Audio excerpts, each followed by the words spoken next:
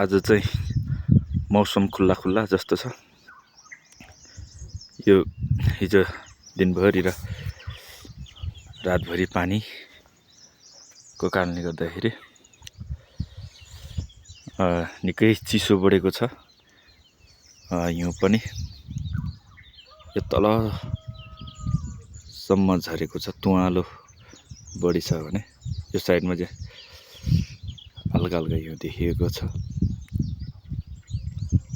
यताको साइडमा पनि हिउँ देखिएको छ। अहिले यो सिराञ्चोक गाउँपालिकाको यो वार्ड नम्बर 1 हो। अनि यो ठाउँ चाहिँ अलि चिसो छ। आज केही मौसम खुल्यो भने यहाँ भएको मेरो माउरी पनि अलि खुसी हुनेछ है।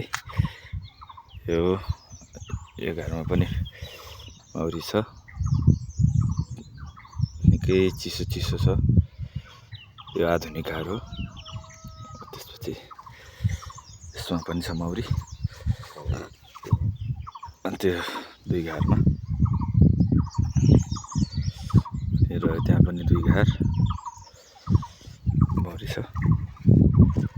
त्यसपछि यता कुनामा पनि एक घर माउरी छ। अहिले चाहिँ यो सिजन चाहिँ निकै माउरीको लागि प्रतिकूल छ।